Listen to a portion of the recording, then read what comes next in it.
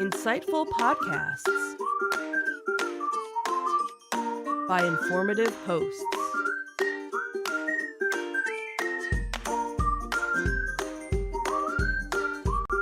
Insights into Things, a podcast network.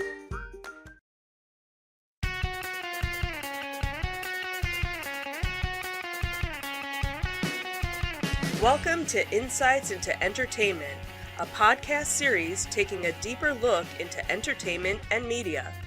Your hosts, Joseph and Michelle Whalen, a husband and wife team of pop culture fanatics, are exploring all things from music and movies to television and fandom. Welcome to Insights in Entertainment. This is episode 148, Swapping the Bobs Again. I'm your host, Joseph Whalen, and my patient and understanding co-host, Michelle Whalen. Hi, everyone. How you doing today, dear? I'm doing okay. How are you? I'm doing all right. We've been out of the loop for a while here with the podcast. Yeah, we sure have. We've had a lot going on. Yeah, that is true. We've been busy. We've had marching band syndrome. We've had COVID syndrome. You can still hear it in my voice probably that I'm still suffering from a little bit, and this is almost 2 months after getting it now. Yeah, we're almost 2 months. Almost 2 months now, so I'm still reeling from its effects. Given the severity I had it with, I'm kind of glad I got my shots, all the shots that I did. I was just gonna say, we were all very fortunate to have all been vaccinated and boosted, and we were just about so close to getting our next round of boosters, and then we all kind of got sick, and yeah, that kind of put things on the back burner. But fortunately, we all had a very mild case. We were all very fortunate. Unfortunately, you are still reeling with it, but not as bad as it could have been, obviously. Right. And we have marching band to thank for that. We're pretty sure we got it from marching band. Such a happy family activity. Yeah. So, but a lot of stuff has happened. There's a lot to talk about. We're not going to get to everything today. We are going to talk about really two big things that happened in entertainment. One being the changing of the Bobs, which happened actually on the same day. The finale of... Oh, right. Yeah, right. so kind of funny how it happened that way. We'll be talking about Disney rotating the Bobs again. Then we're going to talk a little bit about The Walking Dead and their series finale and the impact and the future of that. And then we had a couple of events. One we just attended this weekend that I did not grab any of the pictures from you to put up for. So theater of the mind for our viewing audience this time around. We'll describe everything in detail for you. So stick around for the last segment. We're going to talk about some of the stuff that we've been attending recently. But before we do that, I do want to take a moment to ask you to subscribe to the podcast. You can find both audio and video versions of all of our podcasts listed as Insights in Entertainment. We're available on Apple Podcasts, Spotify, Google, Stitcher. I don't think we're on Stitcher. Stitcher doesn't do video. Neither does Spotify, as a matter of fact. Probably should redo that list, huh? So you can find audio versions listed as Insights in Entertainment under all of those. But video versions have, our Insights in a Thing has video and audio. When you can find it, where you can find it. Right. I would also ask you to write in, give us your feedback. Tell us how bad I'm doing today, because I'm a little out of practice. Give us your show suggestions or conventions or other events in your area you'd like us to talk about. You can email us at comments@insightsintothings.com. You can find us on Twitter at twitter.com/insights_things. Or we're on Facebook at facebook.com/insightsintothingspodcast. Or you can find all those links and more on our official website at insightsintothings.com. Shall we get into it? Sure. Here we go.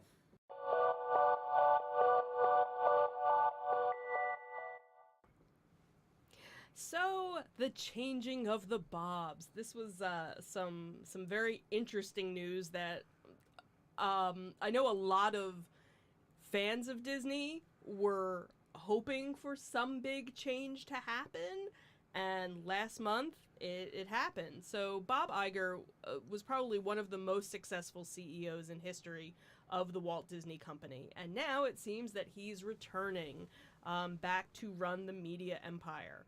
And this was very shocking news that basically dropped Sunday, November 20th at night. And what was interesting about this was that when all the other changes that have been happening with Disney, in a lot of cases, cast members were finding out about it after the fact. Information in most cases about the different layoffs and things, all people were finding out about it through social media after the fact. And a lot of the cast members were very upset that, they didn't get any sort of notice ahead of time. And Sunday night, I guess it was early Sunday night, an email actually went out to all of the cast members. So cast members were actually the first ones to know about As they should be. all of these changes. So that was definitely a step in the right direction that so many of the cast members actually felt.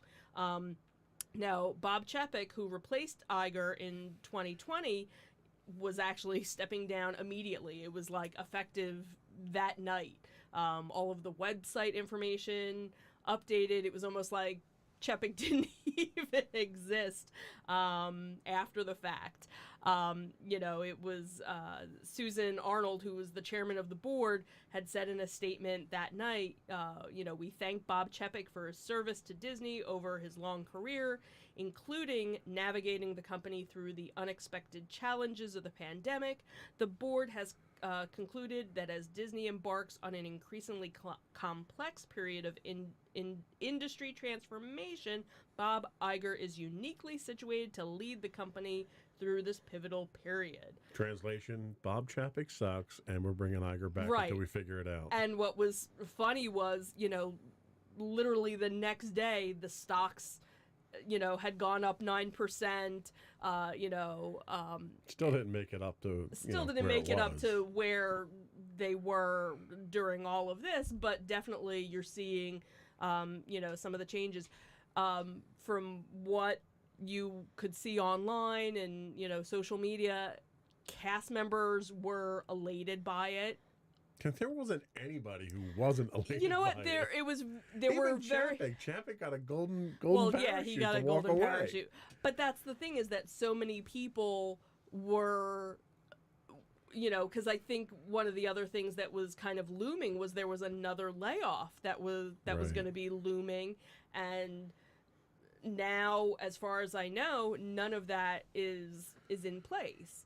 Now, granted, how long is it going to take for certain changes to go into effect? That's what will be interesting to see, and how many things that Chapek started are going to be undone.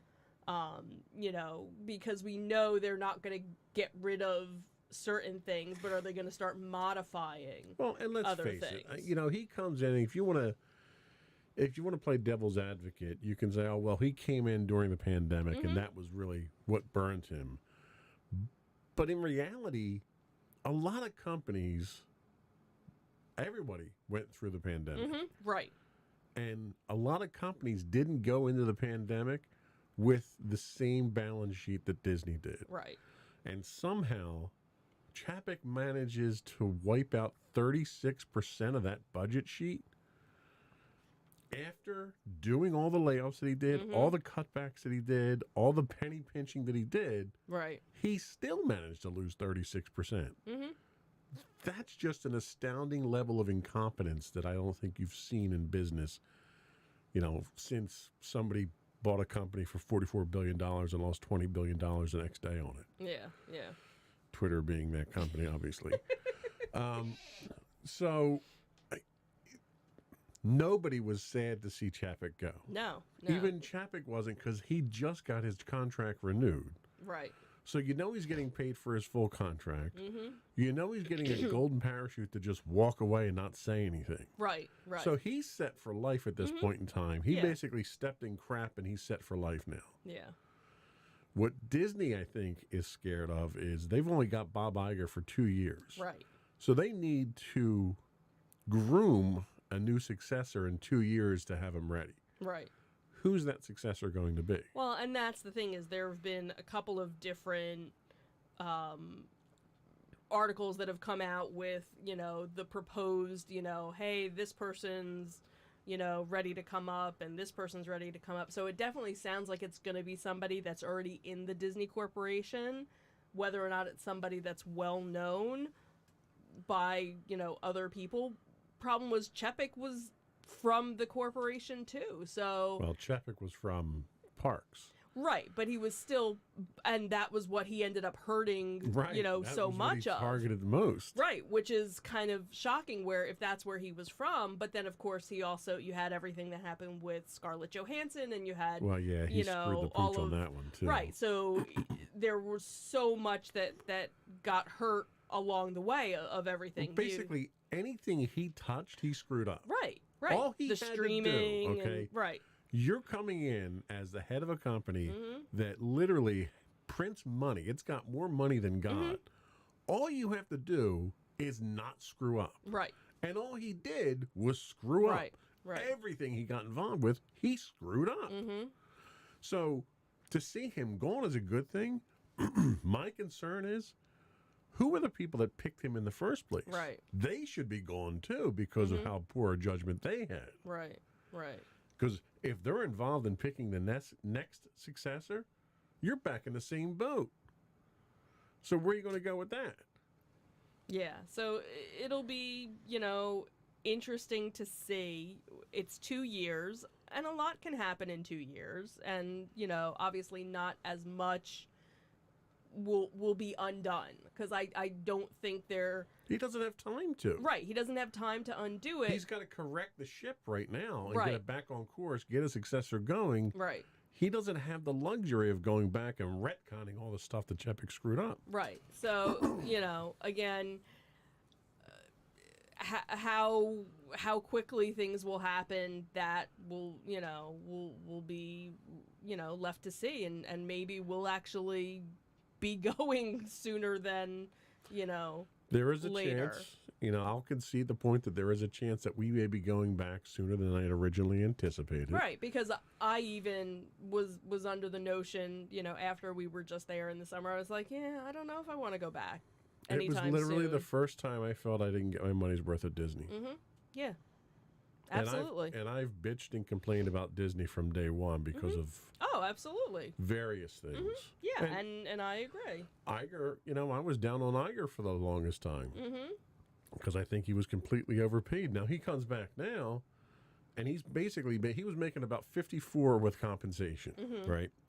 So his compensation package right now is about 24. So he's half of what he was at before, and that's the vast majority of it is incentive based. Right.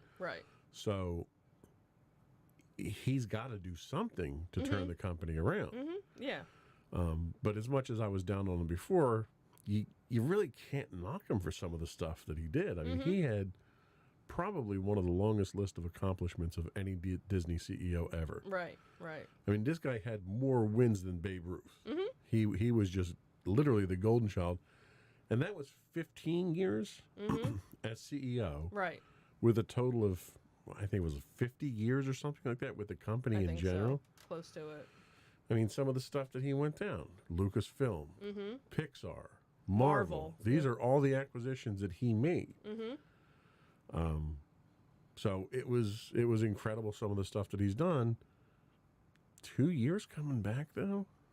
I mean, it's amazing how much damage Chapek did in the short time. How long was he there?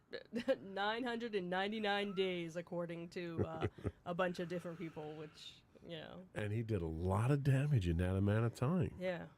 And granted, yes, totally understand. Pandemic, that put a lot of strain. But I think that's where you needed to kind of, everybody else is going through all these hard times. Don't put the hard times on something that is expendable, really. Nobody needs to go on a vacation. They want to go on vacation. And that should have been where you had, less of a strain. And what he ended up doing was raising prices, for so much of the stuff that it basically became a place for only the 1% to go. Yeah, they didn't really care about the value resorts. They didn't care about, the person that, the locals who want to go and escape, a couple of hours a day. They wanted the people who were willing to spend, a week there in their high-end places, the Star Wars resort.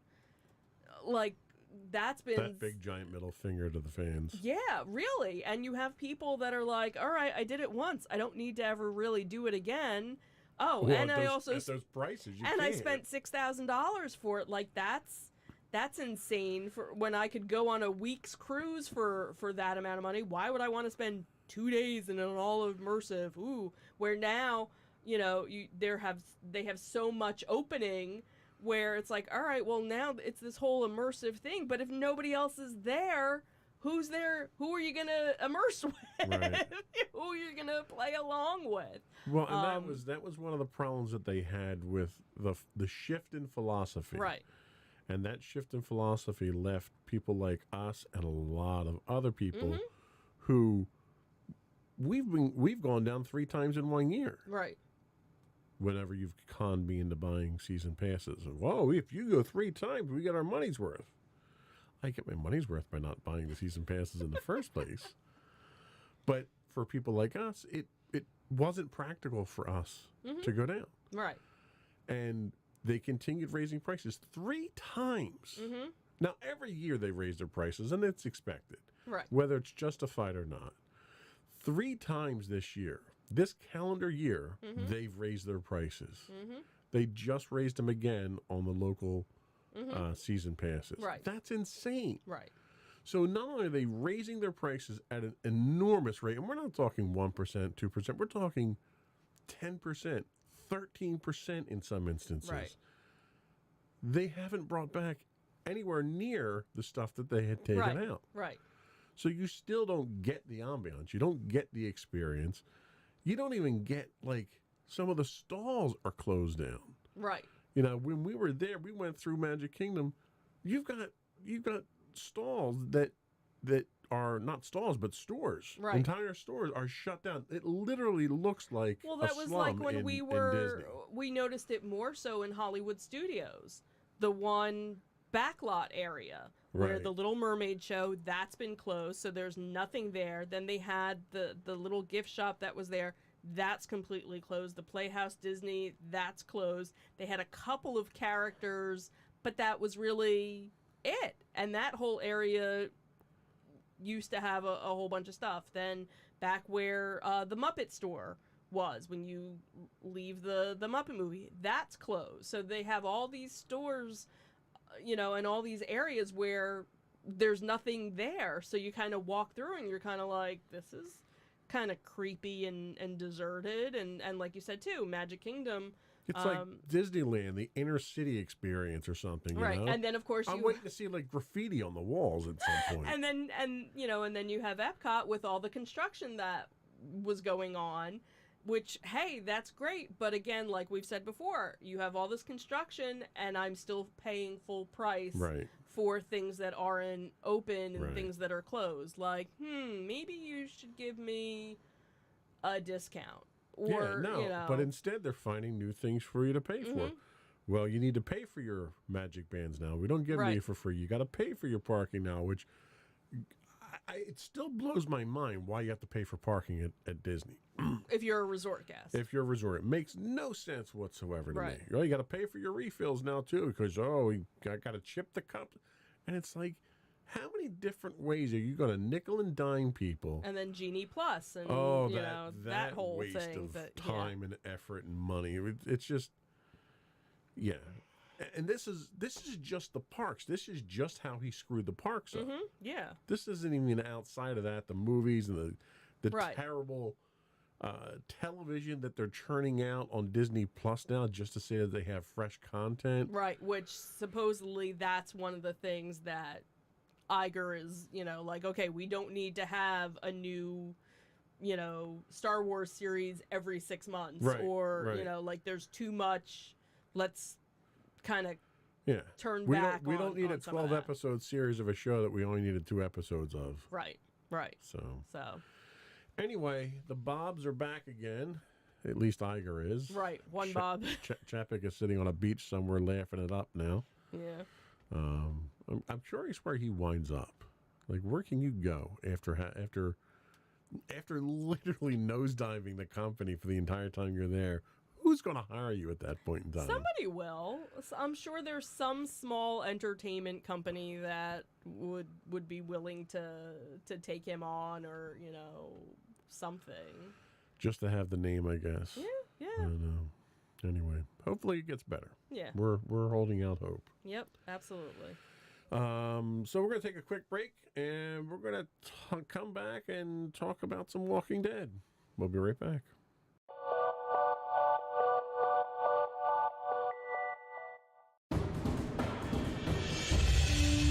For over 7 years, the Second Sith Empire has been the premier community guild in the online game Star Wars: The Old Republic. With hundreds of friendly and helpful active members, a weekly schedule of nightly events, annual guild meet and greets, and an active community both on the web and on Discord. The Second Sith Empire is more than your typical gaming group. We're family. Join us on the Starforge server for nightly events such as operations, flashpoints, world boss hunts, Star Wars trivia, guild lottery, and much more. Visit us on the web today at www.thesecondsithempire.com.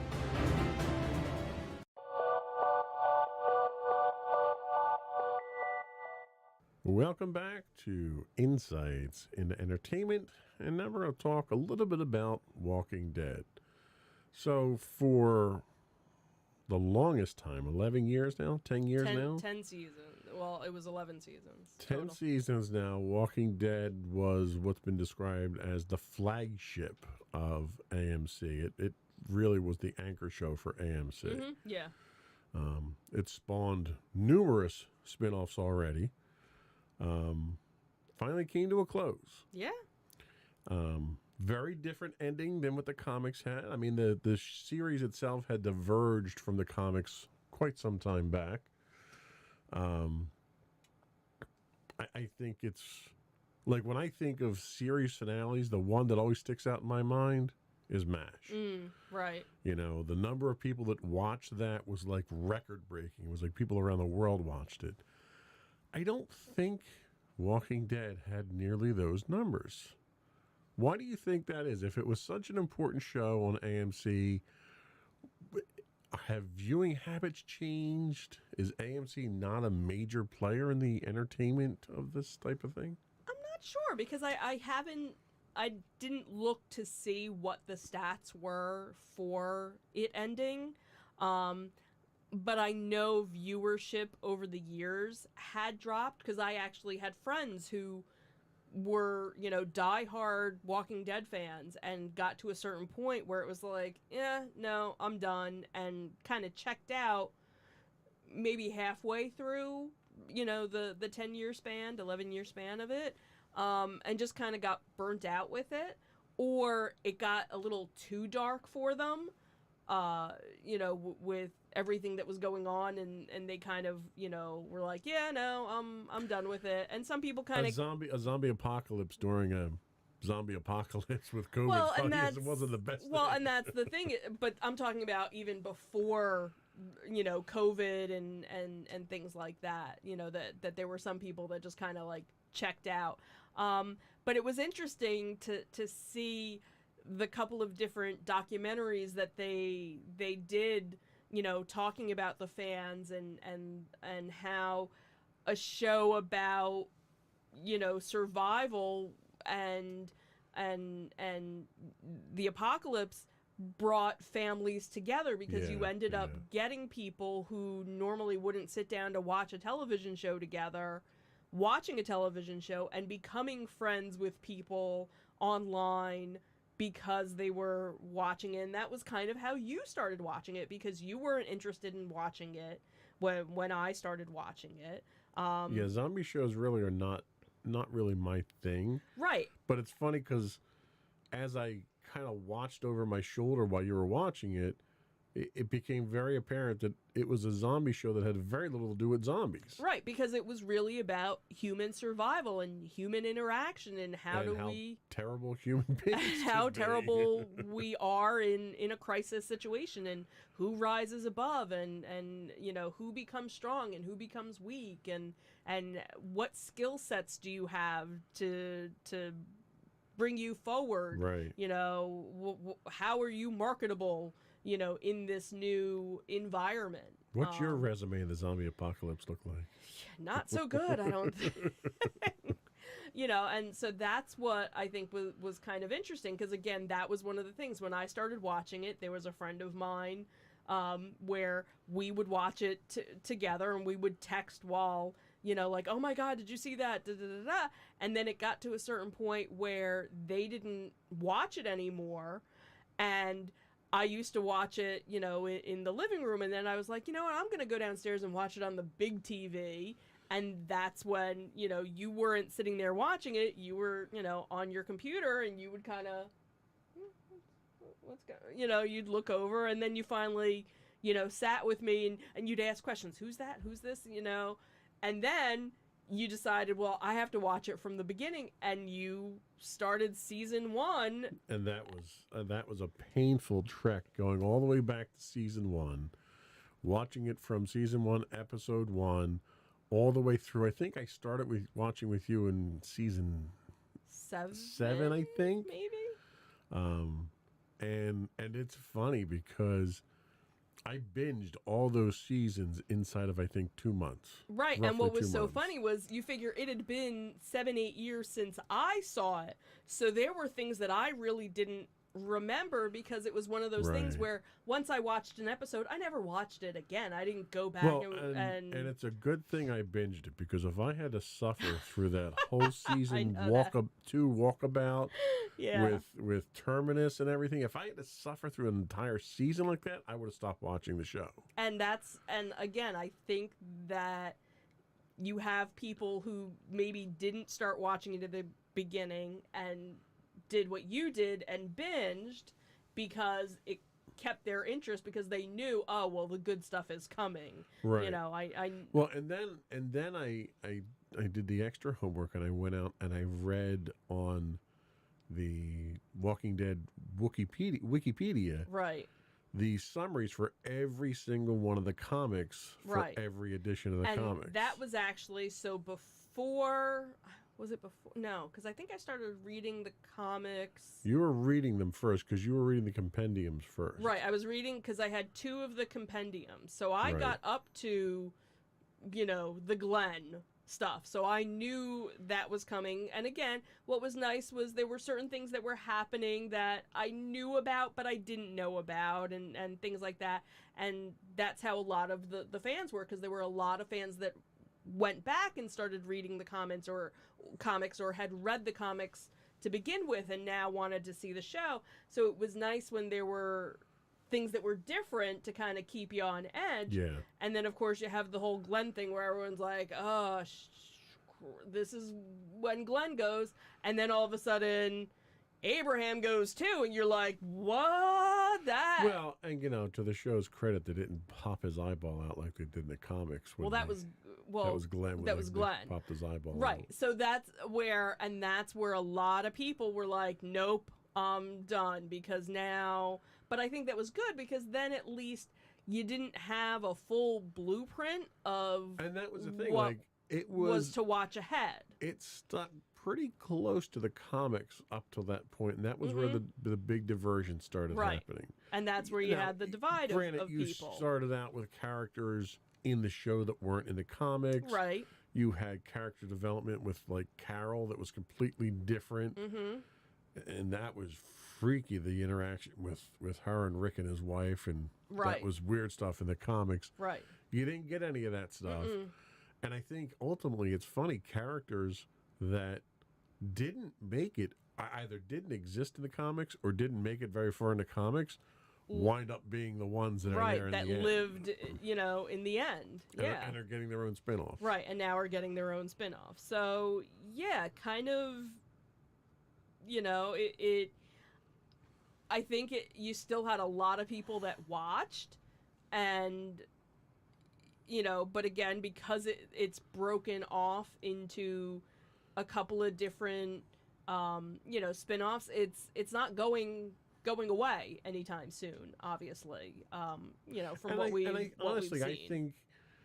I think that was one of the things that was very anticlimactic for me was, all right, so The Walking Dead is done. This is the end of The Walking Dead, except for these other two shows that are going on, these two new shows that are coming out, and it was like, it's not over. Right, because technically, it was very straight. Like when MASH was over, they had MASH spinoffs, but Right. they were the characters in completely different modes. Like you had the After MASH, where they came back to the States and they were in a hospital or something like that.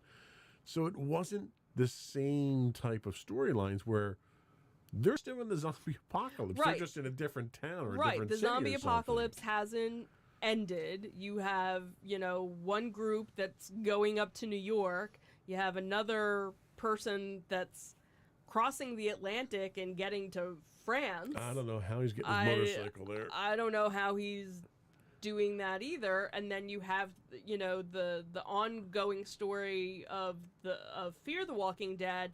I don't even know where they are now, because that was one show that I only saw 2 seasons of, and I kind of stopped watching that one. And then you have, the one show, World Beyond, that was just a 2-season, and that was it. Well, and I think the problem you run into with World Beyond is they establish a quasi-civilization, Right. a military-based quasi-civilization there that is huge Right. and dominant. And you've yet to see that really spill into any of the other ones. Right. It spills yet- a little into The Walking Dead with the Rick and stuff like that. 'Cause Right. You see Because now character that's crossover there. right. So now we're gonna see. So really, kind of World Beyond was setting up the Rick and Michonne. right. Now, from what we knew, the Rick storyline, because we knew Rick was still alive. They hadn't. They had alleged that he was still alive. Right. Everything that had been planned was supposed to be a bunch of movies. Right. Well, now the movies got scratched, and now it's going to be a series. A limited series. Right. So now we're going to find out, okay, so what the heck happened? And obviously, we know it had something to do with the military operation that was part of World Beyond. So that was kind of like World Beyond was really setting up the whole Rick and Michonne storyline, Right. With that. The whole going to New York thing, we don't know why that was happening and why the two people, They gotta have Kurt Russell show up as Snake Plissken to really make it work. That would be funny. But that's the thing is, why is it Negan and Which they don't establish by the end of the season Right. finale. Right, Series because the finale. only thing that we find out from the series finale is Rick and Michonne are, basically that was it. We don't know why Daryl is going to France. We don't know why, Negan and, why can't I think of her name? Maggie, thank you, are going to New York, because we know, at the end, Negan is married, he has a kid on the way. Is Right. she part of the thing that they end up You know, and that's the other thing too, is because they finished Walking Dead with kind of, all right, we've taken the town back. We've gotten rid of the bad guy, and now everything should be good. So why does everybody need to go off? Right. Right. Like you finally are in a good place. Why you leave? Yeah, given their reputation over 11 seasons, it's entirely possible that Ezekiel kicks them out because they seem to ruin everything. Yeah, they you know touch. what? Maybe it's They're not like, hey, them. you guys are related to Bob Chapek, aren't you? You need to get out. So yeah, it'll be interesting, to see. So you have the 3 new series. So you have Walking Dead Daryl Dixon, which, I really hope they come up with a better title than that. And now the other thing too that I guess it was from World Beyond, was the fast zombies, the ones in France. Right, you got climbers. You got the climbers. You got runners. And you got the ones that can open doors now. Yeah, you got the articulated ones, the guys that can pick stuff up. Right. So what is it that makes him want to go to France? Now, that was also supposed to be where Carol was originally supposed to be going with him, but because they were actually filming in France, which seemed kind of odd during, this whole time period, why you wouldn't just do, a set or something and stay stateside. She's not going, so they had to kind of redo that whole storyline. Then you have the Walking Dead Dead City, which is the one with Maggie and Negan. Again, very odd Lauren couple. Cohen, who, by the way, is from Cherry Hill, New Jersey. Right, she was born in Cherry Hill, our New neck Jersey. Of the woods. And then obviously we have the currently untitled series, which will feature Rick and Michonne, which they kind of hinted at that during the last episode of The Walking Dead. Plus you have the returning of Fear the Walking Dead. Right. World Beyond, again, was just a 2-episode thing, two seasons, and that was it. So yeah, so Walking Dead's over, but long live the not Walking really Dead. Long live the Walking Dead. So yeah, we'll see where we wind up with it. Yeah. We'll see if they're worth watching moving forward. Mm-hmm. So we're going to take another quick break. We'll be back, and we're going to talk about some of the things we've been doing as far as pop culture-y, seasonally type stuffy stuff. We'll be right back.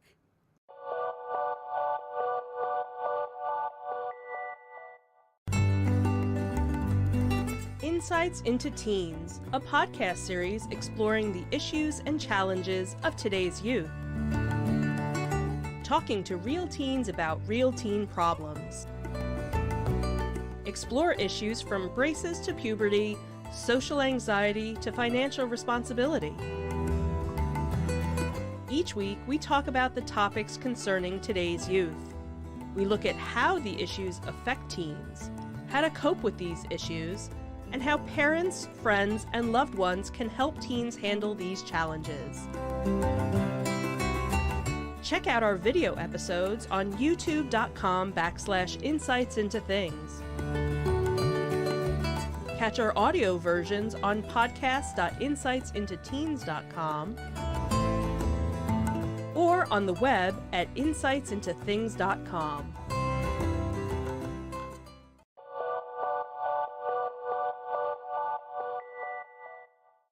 Welcome back to Insights into Entertainment. So we've been out and about. We had 2 things actually on the show notes today, but we have a third one to add to it from last week.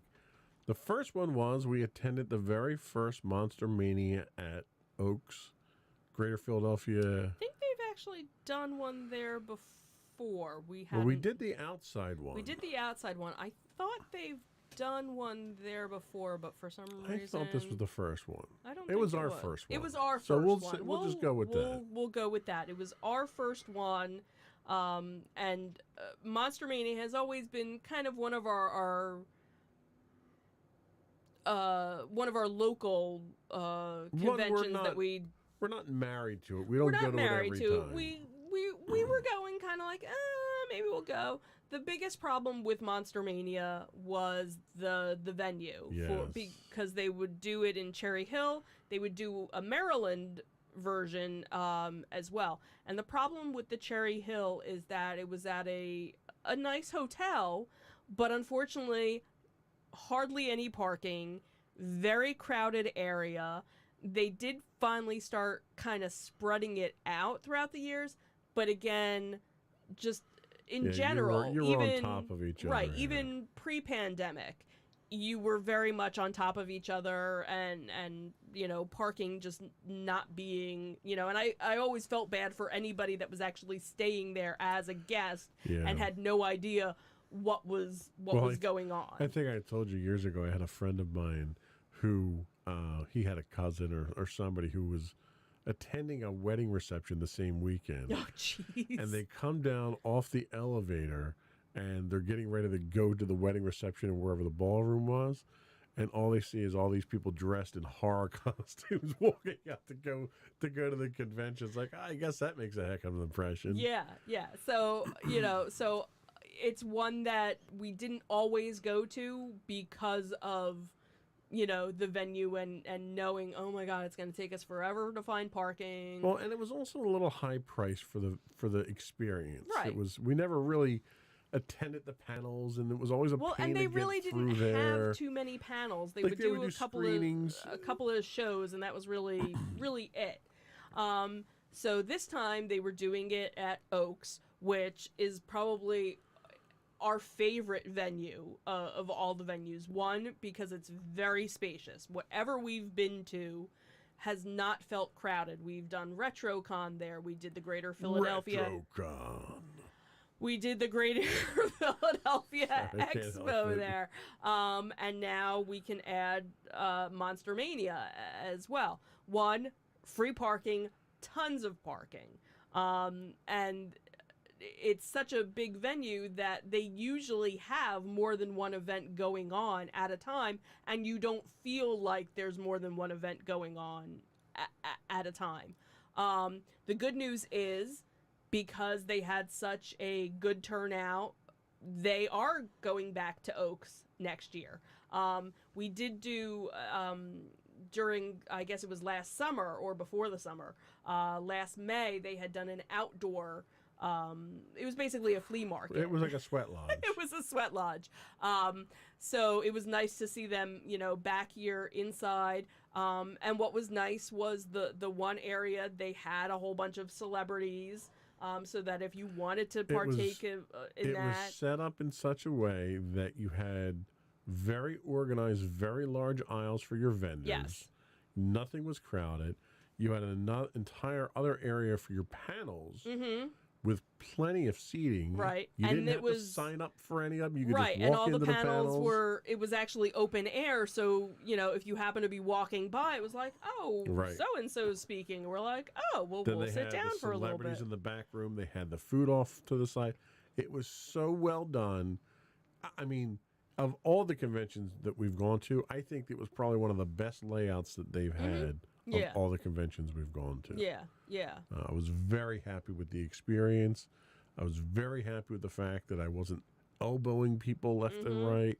Plenty of space. Very well done. We'll definitely be going back. And again, like I said, they've already booked it. They signed their contract. And the number of vendors. They must have had 30-40% more vendors there than they do, because you can house that many there. Right. They couldn't house that many in Cherry Hill. Yeah, so definitely, if you're a fan of the monster conventions, this is definitely one that even if you're a fan of just pop culture, because of the increased number of vendors. Yeah. It wasn't just horror stuff. Right. Which was really nice. Yeah, and they have, a couple of, other vendors there, selling coffee and pickles and other things. Yeah, but you had sci-fi there. You Right, had typical right. pop culture. You had movie stuff there. Right, because you always, You had toy vendors there. Right, because you usually always get a vendor who not only has their sci-fi or their horror stuff, but they have their other stuff, Right. as well. So So before we move on to the next one on the list, let's talk about what we did this weekend since we're on a convention kick. Sure. So for our second year in a row now, we have gone down to Maryland and gone to Ocean City Comic Con. You found out about this a couple of years ago through a coworker whose husband happens to be one of the organizers. One of the organizers of it. He also happens to be a local artist down there as well. And that's how he got involved with it. Right, so that's how he got involved with it. So last year was the first year that we went. We made a weekend of it because we don't live that close to and we had so much fun. I broke a rib down there, so... So much fun. Didn't have that much fun this time around. Yeah, thank goodness.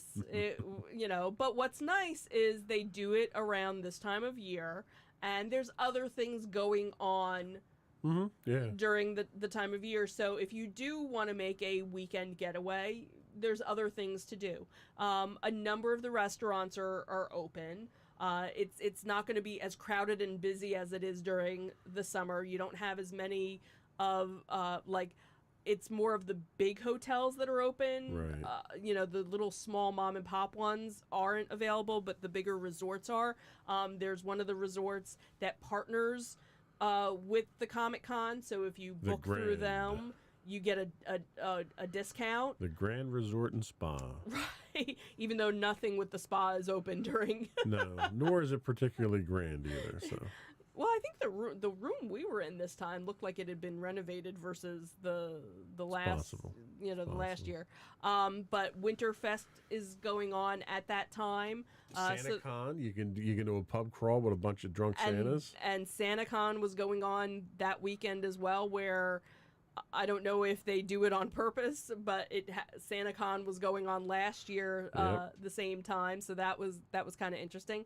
The boardwalk, a bunch of the boardwalk stuff is open. As long as you're not hungry, you're not going to get food on the boardwalk. Unless you just want fries. But they're not open terribly late, so you can't do the convention, till 5 o'clock and think, oh, well, now I'm going to go to the boardwalk for a couple of hours. So you do have to kind of look to see what time, places are open to. We tried 2 new places to eat.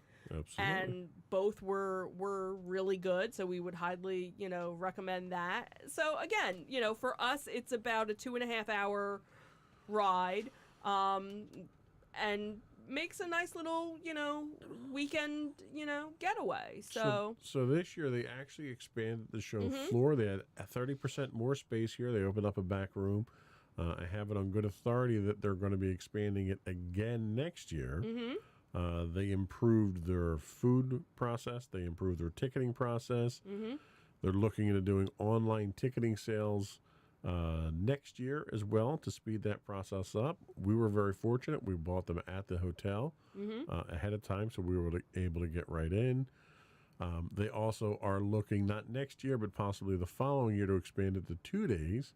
So what's really nice is it's a great convention.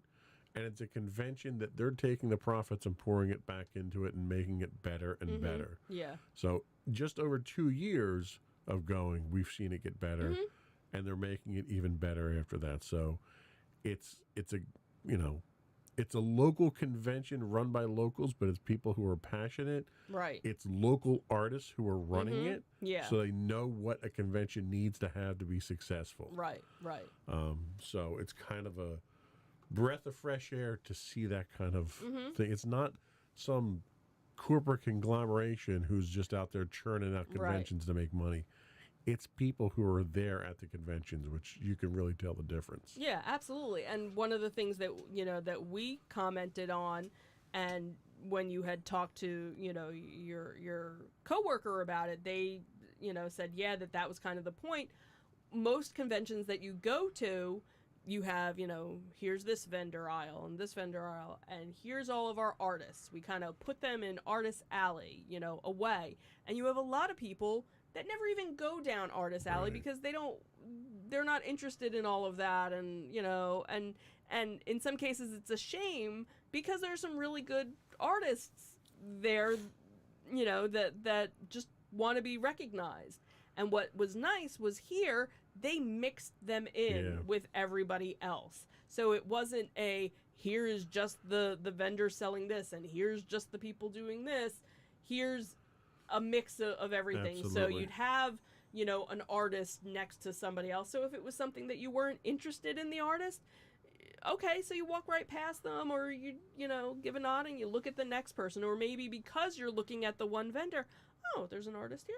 Oh, let me look and see what you have. So that was kind of nice that it was kind of blended Yeah. a little bit better than some of the other, you know, conventions that we've Yeah. gone to.